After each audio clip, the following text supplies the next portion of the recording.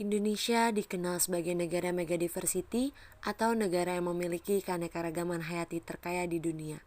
Termasuk dalam negara ke-9 yang memiliki hutan terluas di mana sekitar 46% daratan Indonesia adalah habitat yang kaya akan keanekaragaman fauna.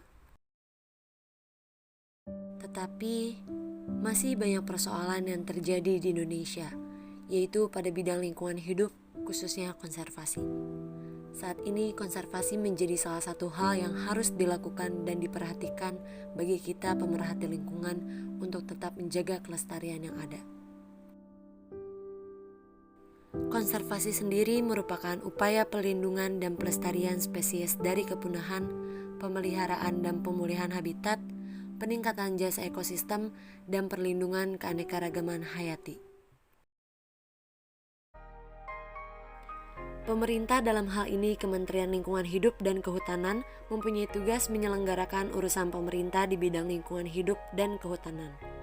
Salah satu unit kerja di Kementerian Lingkungan Hidup dan Kehutanan yaitu Direktorat Jenderal Konservasi Sumber Daya Alam dan Ekosistem.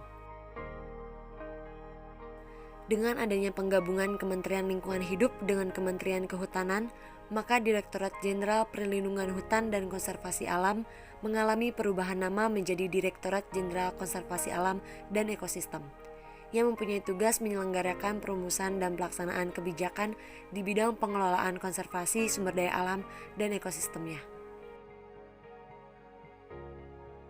Selain itu, Direktorat Jenderal Konservasi Alam dan Ekosistem memiliki fungsi yaitu perumusan kebijakan, pelaksanaan kebijakan, penyusunan norma, standar, prosedur, dan kriteria, koordinasi dan sinkronisasi pelaksana kebijakan, pelaksana evaluasi dan pelaporan, di mana kelima fungsi tersebut untuk penyelenggaraan pengelolaan Taman Nasional dan Taman Wisata Alam, pembinaan pengelolaan Taman Hutan Raya, pengelolaan cagar alam, suaka marga satwa, serta taman buru, konservasi keanekaragaman hayati spesies dan genetik baik in situ maupun ex situ, pemanfaatan jasa lingkungan, dan kolaborasi pengelolaan kawasan dan pengelolaan ekosistem esensial.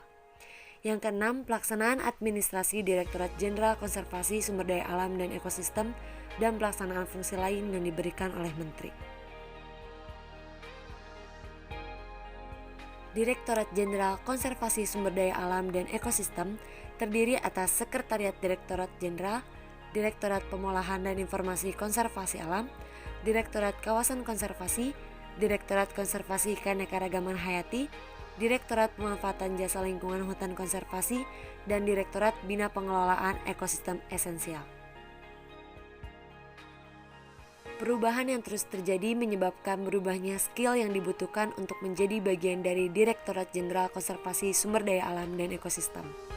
Salah satu skill yang sangat diperlukan yaitu sikap yang positif, proaktif, dan kreatif, serta melakukan berbagai macam inovasi dalam mencapai target dari kinerja yang diberikan.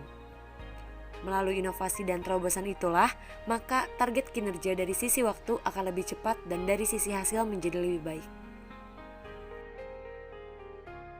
Selain itu, menjadi bagian dari Direktorat Jenderal Konservasi Sumber Daya Alam dan Ekosistem harus mampu mengantisipasi dan memberikan solusi terhadap berbagai masalah lingkungan hidup dan kehutanan yang terjadi.